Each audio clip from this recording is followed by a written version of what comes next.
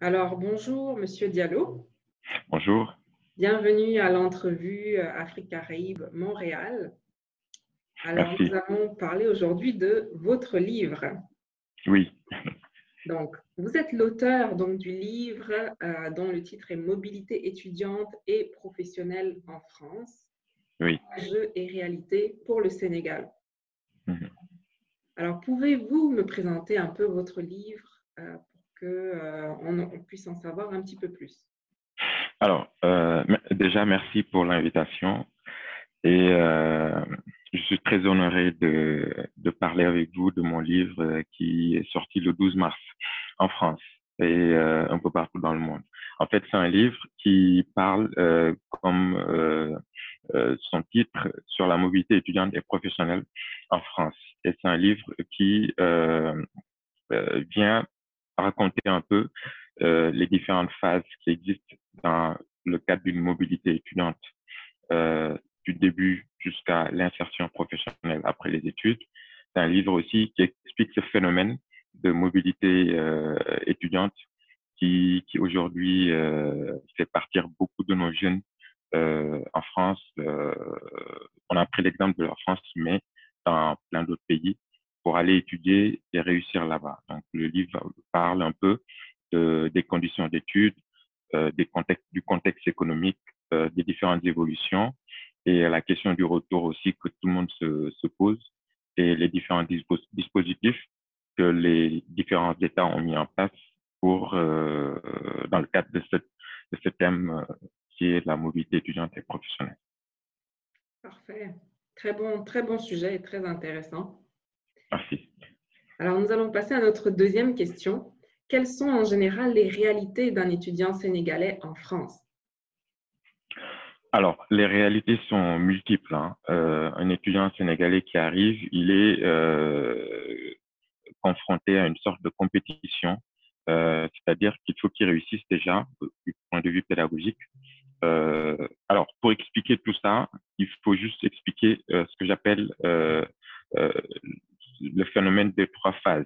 Alors, ce phénomène des trois phases, c'est la préparation, euh, les études en cours et l'insertion.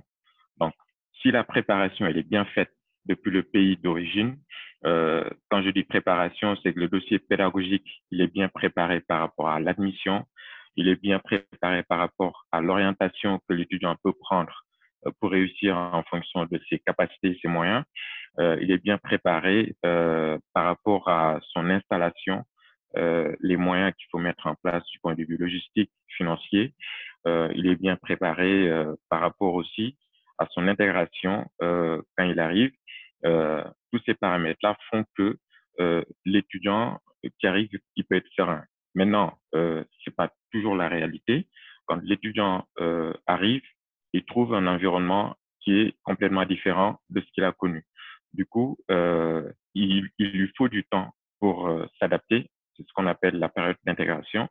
Il lui faut du temps pour prendre la température au niveau de son environnement d'études, euh, ses camarades, ses profs, ses nouveaux amis. Et il faut du temps aussi pour appréhender son milieu, c'est-à-dire il faut qu'il sache où il va. Donc tout ça, ce sont des paramètres aujourd'hui qui font que l'étudiant sénégalais qui arrive en France, il est confronté à une nouvelle situation qui n'est pas seulement liée à ses études, qui est liée à son environnement et qui est liée à son avenir parce que il y a beaucoup de choses qui vont se remettre en cause. Donc voilà, en gros, si je décris la situation de l'étudiant qui arrive, c'est un peu ça. Maintenant, on rentrera dans les détails sur son vécu et la finalité de son projet. Mais Mhm. en gros, pour moi, c'est ça. OK, parfait, merci. Euh, pour notre troisième question, vous êtes un diplômé en France. Oui. Quel genre de difficultés avez-vous rencontré lorsque vous avez eu à vivre cette expérience-là? Alors, les difficultés sont, euh, on va dire, il y a eu des hauts et des bas. Maintenant, les difficultés, je vais essayer de les décrire comme ce que rencontre tout étudiant qui arrive, étudiant africain ou étranger qui arrive en France. Ce que je décrivais tout à l'heure, c'est déjà l'intégration. C'est très, très important. Et si on rate l'intégration, ça peut être complexe pour ces études. Là, cette intégration aussi permet d'avoir une sérénité dans ces études. Donc, c'est pour ça que dans ce livre-là, j'ai, dans les conseils que j'ai donnés aux étudiants, il faut tout faire pour essayer de se créer son réseau quand on arrive. Et à partir du moment où on a son réseau, ça permet de pouvoir pallier à cette difficulté d'intégration et ça permet de pouvoir être serein. Donc, moi, j'ai eu la chance d'être curieux, j'ai eu la chance de comprendre tout de suite comment je pouvais être serein, comment je pouvais être bien entouré pour pouvoir être serein dans mes études. Donc, du coup, parmi mes difficultés, ce que je peux relever, c'est juste l'environnement qui est nouveau. J'ai trouvé au niveau du climat, c'était pas évident parce que nous, on a vécu dans des climats, on va dire, dans les pays tropicaux. Et du coup, c'était un peu compliqué. L'hiver, tout ça, c'est une galère pour les étudiants. Euh, il y a aussi quand je dis environnement, c'est qu'on est confronté à d'autres nationalités qu'on n'a jamais rencontrées. Et là, il va falloir s'adapter dans les comportements, il faut s'adapter dans les orientations, il faut soigner sa présentation. C'est tous ces paramètres-là qui, qui, on n'en parle pas beaucoup, mais pour moi, ce sont des difficultés auxquelles il faut qu'on communique souvent parce que l'étudiant a beau être préparé du point de vue pédagogique, du point de vue logistique et financier, mais socialement et son environnement, euh, il y a des choses qu'il faut qu'il sache et il y a des choses sur lesquelles il faut qu'il soit préparé. Après, bon, on peut ajouter parmi ces difficultés le côté financier. Si dans les transactions financières, ça ne suit pas comme on le souhaite, il y a le côté aussi logistique. Si là où on est installé, c'est pas une installation qu'on aurait souhaité, ça peut arriver. Ou alors, au niveau de l'administration, dans les démarches, souvent, si je prends l'exemple des préfectures, quand on va faire ces démarches pour ces papiers, parfois, les heures qu'on nous fixe ne correspondent pas vraiment aux heures qui pourraient nous arranger au niveau des cours ou même au niveau des conditions d'accueil dans les administrations françaises. Souvent, pour les étrangers, c'est un peu compliqué. Donc, ça, ce sont des difficultés aujourd'hui qu'il faut connaître. Et bon, il faut en parler pour se préparer dessus. Mais après, peut-être que parmi les instances qui décident, ça fait partie de leur cahier des charges parce que c'est des choses qu'on parle tout le temps. Mhm. Est-ce que dans votre cas, vous avez eu une préparation au niveau social avant d'arriver en France ou c'est quelque chose que vous avez dû apprendre par vous-même et vous adapter par vous-même? Non, pas du tout. De ce que je sache aujourd'hui, les démarches qu'on effectue pour venir en France dans ces études, il n'y a aucune préparation psychologique. Les seules préparations qu'on a, si on a un contact ici en France, se renseigner sur la vie étudiante et voilà. Ou alors, quand on participe à des événements qui vont peut-être parler des retours d'expérience des étudiants qui ont déjà vécu en France. Là, on peut ramasser quelques exemples de faits qui pourront nous aider. Mais dans le processus, il est clairement indiqué que on va gérer le dossier pédagogique, on va gérer le dossier consulaire, ensuite on va gérer les aspects financiers, on va gérer la logistique quand on va s'installer et tout. Mais du point de vue psychologique, je pense qu'il y a un travail à faire pour les étudiants. Okay. Nous passons à notre quatrième question. Par rapport aux autres étudiants africains, est-ce que c'est un avantage d'être étudiant sénégalais? Je parle des conventions bilatérales signées entre la France et le Sénégal. Est-ce qu'il y a des exemples de conventions que vous pouvez aussi nous donner dans votre... Oui, moi je l'ai dit dans le livre.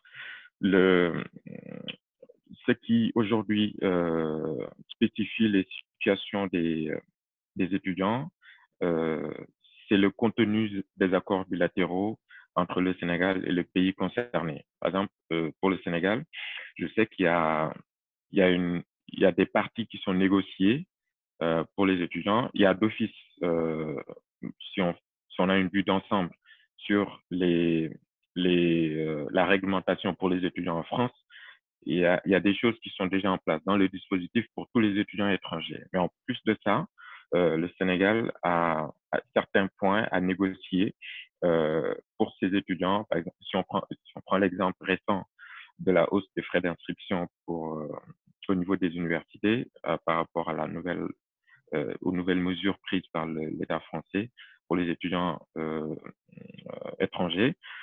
Je sais que presque 90% des étudiants sénégalais ont eu à bénéficier d'une exonération et ça a été négocié par l'État du Sénégal. Et je pense que nous, on a toujours souligné le fait que pour que les conditions d'études des étudiants sénégalais soient améliorées, il fallait mettre l'accent sur les accords bilatéraux. Et dans ces accords, il y a une revue qui se fait tous les ans et cette revue se fait lors des comités mixtes paritaires, c'est comme ça qu'ils les appellent, où il y a les deux pays qui se rencontrent et qui font une évaluation de ces accords déjà signés. Donc, dans ces rencontres-là, il y a toujours possibilité de revoir certaines conditions d'accueil pour les étudiants sénégalais. Et je pense qu'avec d'autres pays, c'est possible parce que quand on prend l'exemple de l'Algérie, du Gabon, euh, de l'Inde, de la Chine, les étudiants ont des particularités, par exemple sur la question du retour, sur la question des démarches administratives. Il y a de légers avantages qui sont négociés par les États. Donc, pour résumer, il y a bien sûr des possibilités d'améliorer les conditions par pays à travers les accords bilatéraux. Et ça, je l'ai précisé dans le livre aussi. Super, merci. Avez-vous des chiffres sur le nombre d'étudiants sénégalais en France? Oui, alors, ce ne sont pas mes chiffres, ce sont les chiffres de Campus France qui les publie tous les ans. Et quand on parle des chiffres, on parle des étudiants inscrits. Alors, moi, ce que j'ai relevé sur la partie étudiants sénégalais, sur la rentrée 2017-2018, parce que je pense que par la suite, on n'a pas eu des chiffres qui sont à jour. Nous avons 10 974. Et ces 10 974, il y a une répartition qui est faite en fonction du cursus, licence, master, doctorat. Et il y a aussi une répartition qui est faite au niveau des, euh, des établissements privés. Donc, c'est par établissement et c'est par filière. Donc, tout ça, il y a les détails sur les publications que Campus France fait par pays chaque année et on peut les avoir. Par contre, sur la question des chiffres, ce que je voulais préciser, c'est que les pays africains, la plupart des pays étrangers ont souvent leurs sources auprès de Campus France parce que Campus France travaille à partir de sa base, vu que toutes les admissions pour venir en France, ça passe forcément par Campus France. Donc, c'est facile de sortir les chiffres. Moi, ce que j'ai toujours alerté durant mon parcours associatif avant d'écrire ce livre, c'est qu'il faut absolument que les pays africains aient eux-mêmes leurs propres chiffres. Ça leur permet de pouvoir pister les étudiants qu'ils font partir à l'étranger ou qui partent par leurs moyens. Et ça permettra de dire aujourd'hui, si on va aller les chercher, qu'est-ce qu'on va leur proposer et où est-ce qu'on va aller chercher. Parce qu'aujourd'hui, il y a les chiffres sur le nombre d'inscrits par pays en France, mais on ne sait pas ce qu'ils deviennent. Et ça, c'est problématique. Donc, à mon avis, il faut qu'on mette en place un processus qui nous permet de pister les étudiants boursiers et non boursiers. Il y a des pays qui le font déjà et qui peuvent proposer des offres de retour à leurs étudiants à l'issue de leurs études. Donc ça, c'est un appel que j'ai lancé et que j'ai précisé aussi dans le livre. Oui, c'est très important parce que c'est des Oui, ressources vraiment intéressantes, formées, qui peuvent vraiment apporter beaucoup aux pays africains. en plus qu'on en a besoin vu qu'on fait partie des 25 pays les plus pauvres. Vraiment, On a besoin de ces ressources humaines. définitivement. Et puis, le point qui est intéressant dans ce que vous dites, c'est qu'il faut vraiment faire un suivi auprès de ces étudiants-là pendant leurs études et même après qu'ils aient obtenu le diplôme afin de Oui, pouvoir leur proposer quelque chose. Parce que quelque oui, part, oui, les gouvernements permettent à ces étudiants-là d'aller se former, mais oui, s'ils veulent un retour positif là-dessus, il faut qu'ils puissent apporter un certain accompagnement aussi pour que ces personnes-là puissent se retrouver. c'est ça. Parce que quelque part, euh, en s'intégrant dans un nouvel environnement, dans ce Oui, nouvel environnement-là, il y a l'effet inverse aussi. Quand on rentre au pays, il y a un autre processus à recommencer. Oui, on le oui, connaît, mais ça a changé pendant ce temps-là où oui, on est parti se former. oui. Alors, à la fin de leurs études, donc des études de ces étudiants-là, certains étudiants Mhm, rentrent dans leur pays d'origine et d'autres restent. Vous, par mhm. exemple, vous avez décidé de rester. Quels sont les obstacles qui peuvent se dresser sur le chemin professionnel de ceux qui restent?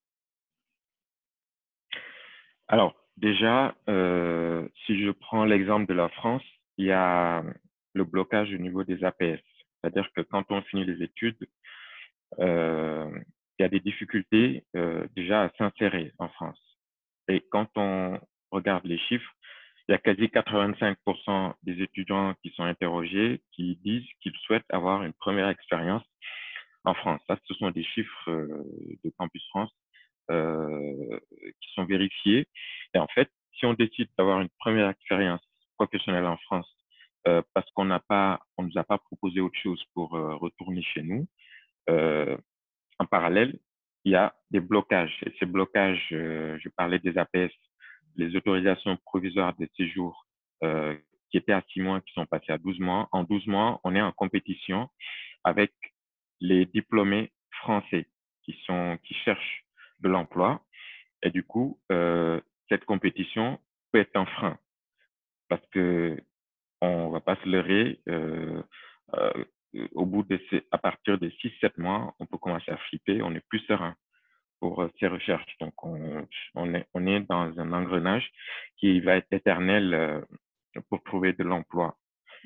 C'est pour ça que là, les difficultés aujourd'hui pour les étudiants étrangers, ils reviennent tous les ans. Et moi, dans le livre, même avant le livre, dans- on a toujours proposé, on a toujours dit qu'il fallait déjà, premièrement, des offres de nos pays respectifs pour dire, vous êtes diplômé, vous avez cherché du boulot en France, vous n'avez pas trouvé, voilà l'offre qu'on vous propose qui peut vous intéresser pour que vous puissiez revenir. Ça peut être, par exemple, chez nous, je sais, je sais que euh, d'ici, c'est extrêmement compliqué de pouvoir participer au concours d'entrée dans la fonction publique au Sénégal, par exemple. On peut nous faciliter ça. Ça peut être extrêmement compliqué aussi d'être entrepreneur qui part d'ici. Il faut monter des dossiers, il y a l'administratif derrière, il faut être financé, il faut qu'on accompagne sur le terrain parce qu'on ne maîtrise pas, ainsi de suite. Donc, il y a pas mal de difficultés qui font que euh, on peut essayer de trouver une solution euh, dans le cadre du retour. On peut aussi essayer de trouver une solution en France, mais dans tous les deux cas, il y a quand même des difficultés. Maintenant, quand on dit difficultés, il faut toujours penser aux solutions. Parmi les solutions, en France, moi j'ai évoqué la question du statut de recherche de chômeur. Un étudiant africain qui fait ses études et qui devient titulaire d'un diplôme qui était au même titre que l'étudiant français, ils ont fait le même parcours, les mêmes programmes, quand il fait 5 ans en France, c'est qu'il est capable de s'intégrer professionnellement. Donc, pour moi, il peut rentrer dans la liste des chômeurs déclarés en France et il peut prétendre au dispositif de Pôle emploi, par exemple, ou aux dispositifs d'insertion que la France propose pour ses diplômés. Pas qu'on dise c'est un Sénégalais, c'est un Gabonais, c'est un Ivoirien, après ces 12 ans qu'il rentre. Parce que après ces 12 mois pardon, qu'il rentre, si vous le faites rentrer après 12 mois, il risque de retourner chez lui. Il n'a pas d'offre qui lui correspond, d'autant plus qu'il y a des filières aujourd'hui, il n'y a pas d'offre d'emploi qui correspondent chez nous. Quand on prend l'aéronautique, par exemple, ça ne se fait pas chez nous. Ça se fait ici et celui qui fait 12 mois et qui n'a pas trouvé, c'est un domaine extrêmement complexe. Il sera obligé d'essayer d'aller dans un autre pays et aller dans un autre pays, c'est un autre problème encore. Donc, il faut changer ce statut. Si tu n'as pas trouvé, tu rentres. Et il faut aussi essayer de trouver au niveau des communautés des solutions en mettant en place des partenariats avec le privé français pour dire aujourd'hui, nos diplômés sénégalais qui sont sortis de telle ou telle filière, nous, on peut essayer de les accompagner à une insertion, que ce soit un accompagnement particulier. Qu'il faut que l'État aussi, les missions diplomatiques qui sont en France, par exemple l'ambassade du Sénégal ou le consulat, puissent dire aujourd'hui, nous avons mis en place tel dispositif pour accompagner nos diplômés sénégalais qui veulent avoir une première expérience professionnelle en France. Ça n'existe pas encore. Il y a juste quelques forums, événements par-ci, par-là, où ils viennent participer, mais il n'y a pas un dispositif qui dit, quand tu vas à l'ambassade du Sénégal, tu peux être accompagné à l'insertion ou à l'entrepreneuriat. Voilà. Donc, c'est ce descriptif que j'ai fait avec quelques solutions que j'ai mis dans le livre. Je vais pas tout dévoiler, mais il y a quelques pistes de réflexion que j'ai mis qui pourraient peut-être aider à faciliter l'insertion. Moi, personnellement, pourquoi je suis resté, c'est ce qu'on a évoqué, vouloir avoir une première expérience professionnelle dans le domaine et ensuite, éventuellement, une fois consolidé l'expérience, essayer de voir les opportunités qui se trouvent un peu en Afrique. Ouais. C'est des super recommandations, en espérant Merci. que ça puisse se mettre en place. Merci. Vous avez parlé un petit peu des difficultés que les gens pouvaient rencontrer lorsqu'ils rentrent au Sénégal. Est-ce que vous voulez en dire un peu plus là-dessus? Lorsque quelqu'un décide de rentrer au Sénégal, c'est quoi les difficultés qu'il peut avoir à rencontrer? Alors, déjà, les offres, c'est extrêmement compliqué de trouver des offres qui peuvent correspondre aux aspirations. Et il y a aussi l'aspect métier. Il y a des métiers sur lesquels qui n'existent pas chez nous. Donc, ça veut dire qu'on est plus ou moins condamné à exercer ici. Et aussi, il y a le fait de ne pas pouvoir prétendre à exercer dans la fonction publique quand on n'y va pas, quand on ne met pas les moyens pour aller participer au concours, préparer son dossier. Ça demande au moins 2 billets d'avion dans l'année. Et c'est pas gagné qu'on soit admis dans les concours d'entrée à la fonction publique. Il y a aussi le fait qu'au niveau de l'entrepreneuriat, il y a trop de paperasse quand on veut aller monter sa boîte au Sénégal pour les étrangers. Bon, ils ont un peu facilité à travers quelques réformes au niveau de la création d'entreprises, mais ça reste quand même encore lourd au niveau des dossiers à monter, que ce soit sur la création d'entreprises, que ce soit sur le financement. Il y a aussi le côté environnement, comme vous disiez tout à l'heure, on ne maîtrise plus l'environnement. On a beau nous expliquer, mais il faut du temps encore d'adaptation pour celui qui a vécu 5-6 ans ici, voire 7-8 ans. Il lui faut du temps pour s'adapter. Donc, tout ça, ce sont des paramètres aujourd'hui. Bon, je ne dis pas qu'il y a des efforts qui ne sont pas faits par le public privé ou les associations, mais il y a encore du boulot parce que jusqu'à maintenant, on sait que voilà, on n'est pas arrivé à jubiler en disant on a réussi à faire entrer un certain nombre de chiffres, de nombre de jeunes diplômés sénégalais qui sont aujourd'hui dans tel ou tel domaine. on n'a pas de chiffres qui nous disent ou de retour d'expérience qui nous disent aujourd'hui, venez, on a réussi ça, ça, ça. Bon, c'est un peu ramassé un peu partout. Dans les réseaux sociaux, on peut voir des événements par-ci, par-là, qui mettent en avant l'entrepreneuriat des jeunes diplômés de la diaspora qui ont monté leur boîte, qui ont réussi ou qui ont réussi tel concours.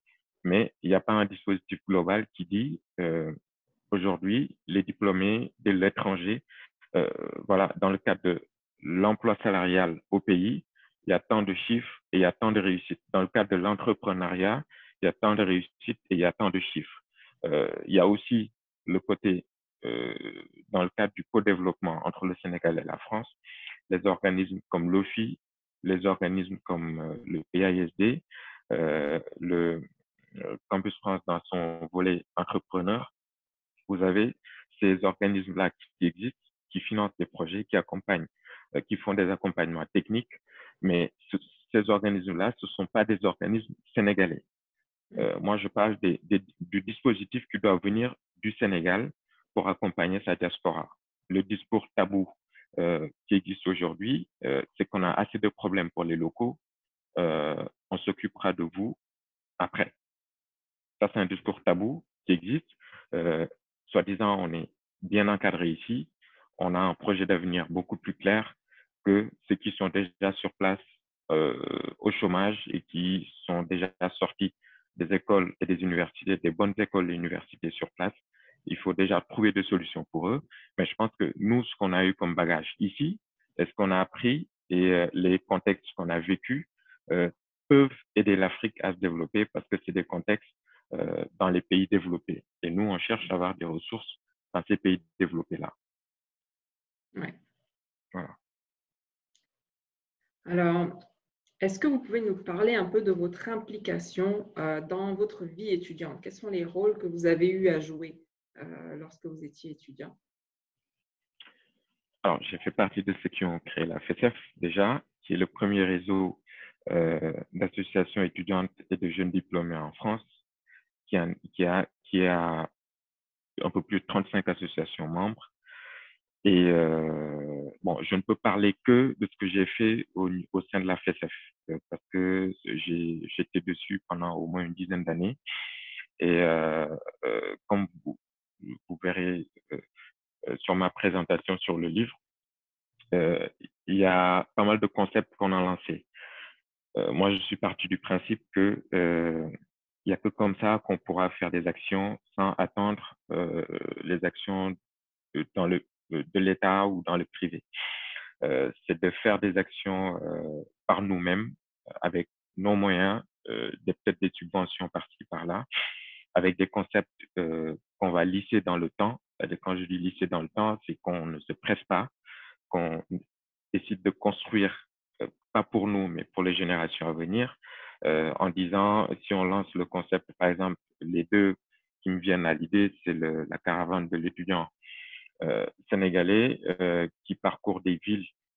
On a fait à peu près une douzaine de villes sur toute la France pour aller expliquer comment s'intégrer, pour aller expliquer quelles sont les opportunités en France et au Sénégal, pour aller expliquer comment préparer son insertion en France et au Sénégal, pour aller expliquer quels sont les retours d'expérience qu'on peut avoir d'un jeune entrepreneur ou quels sont les dispositifs que la France met à disposition pour les étudiants sénégalais qui veulent entreprendre. Par exemple, si je prends le concept du Forum de l'emploi, qui a fait 4 ou 5 éditions annuelles, on a fait venir des organismes de nos ministères respectifs au Sénégal, de l'enseignement sup, de l'éducation nationale, de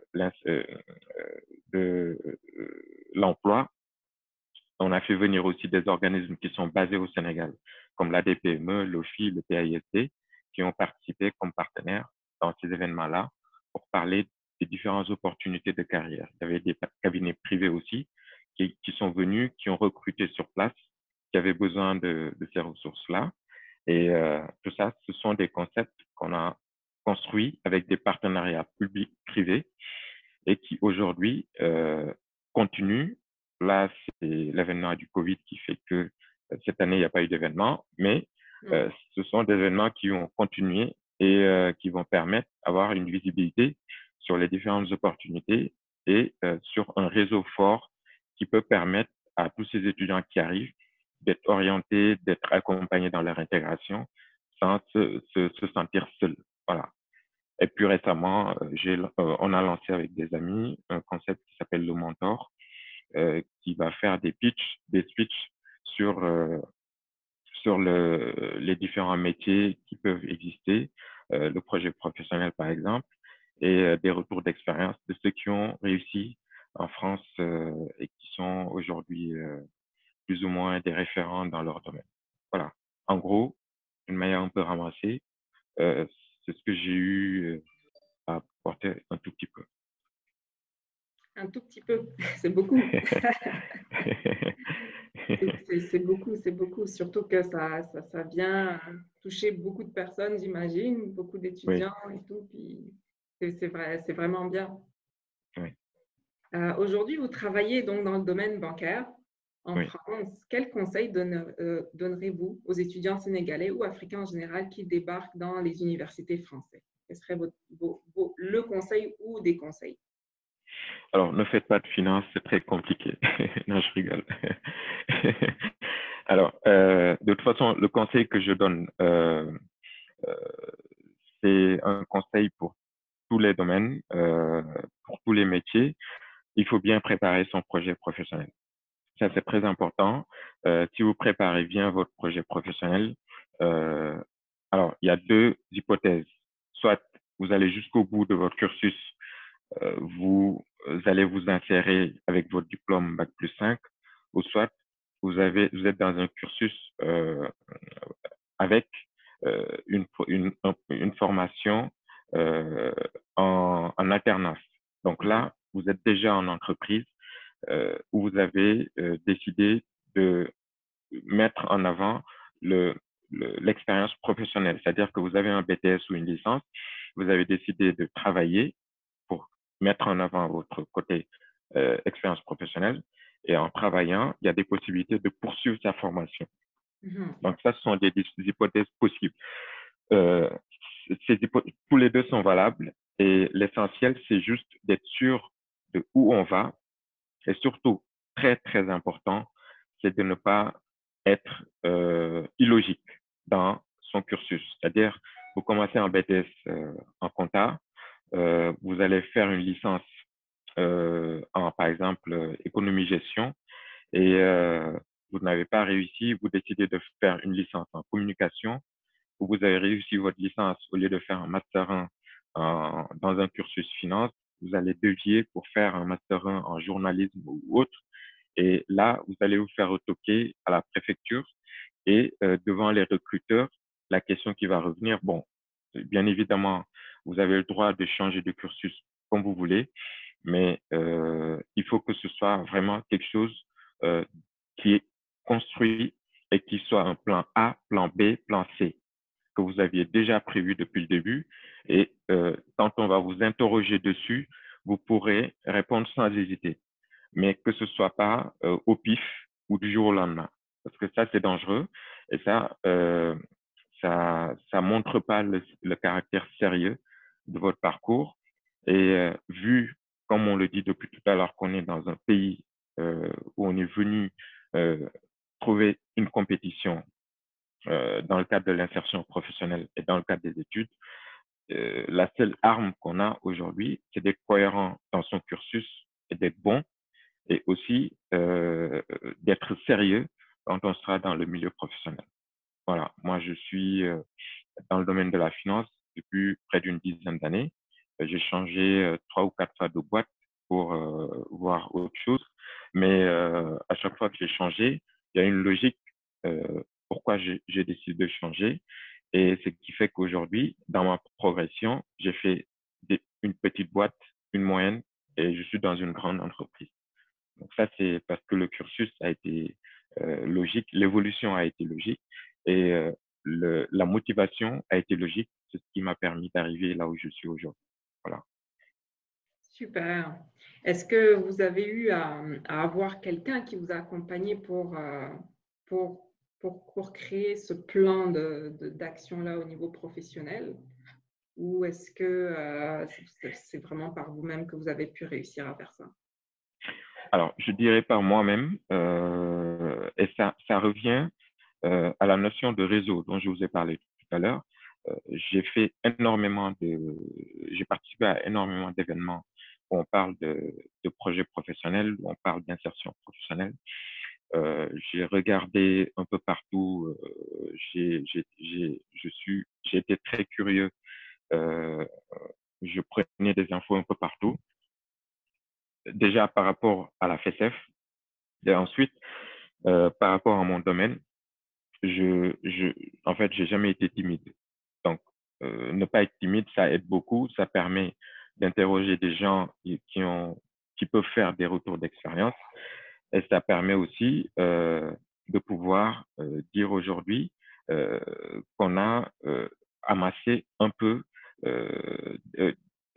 des informations qui nous permettent, quand on va les compiler, ça peut nous permettre de pouvoir dire on peut aller vers là ou on peut éviter ça et on peut améliorer ça.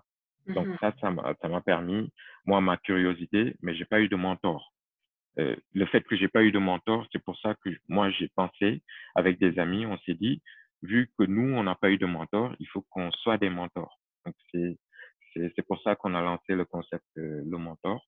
Mhm. Et ça répond un peu à cette question qui pourra peut-être aider à des jeunes qui verront nos vidéos où on fera des retours d'expérience. Donc là, vous avez des vidéos sur YouTube, j'imagine, ou Oui, Facebook? Où est-ce qu'on peut vous oui, sur toutes ça ces s'appelle plateformes? Ok, le mentor officiel, le ok. mentor officiel, Donc, si quelqu'un veut vous trouver le mentor officiel le sur mentor officiel Facebook ou YouTube sur pour YouTube, voilà. avoir des conseils et puis vous rejoindre. Voilà, c'est ça. Super. Alors, merci beaucoup De rien. et j'espère qu'on aura l'occasion de vous interviewer pour un prochain livre ou une prochaine initiative que vous allez faire dans le futur. J'espère aussi. Je vous remercie de cette interview et je profite de l'occasion pour vous féliciter pour votre travail. Et voilà, moi, je lance juste un appel à toute la jeunesse africaine en leur disant que ce livre-là et les actions qu'on a eu à faire, c'est pour montrer notre solidarité vis-à-vis de nos compatriotes, pour aider à construire son projet, construire son chemin. C'est pas une prétention de tout maîtriser ou de pouvoir les guider, mais c'est juste, on est parti du principe que aujourd'hui, il est primordial et très important qu'on ait ce réflexe de solidarité et ce retour d'expérience pour qu'on puisse s'entraider parce qu'on est dans un monde aujourd'hui qui n'a pas de nationalité. C'est ouvert à tout le monde et à partir du moment où on a une petite expérience sur un domaine, il faudrait qu'on pense à l'autre. Et c'est ce qu'on est en train de faire là. Et j'espère que tout le monde aura ce réflexe-là et tout le monde sera épanoui à travers tous ces conseils et ces retours d'expérience.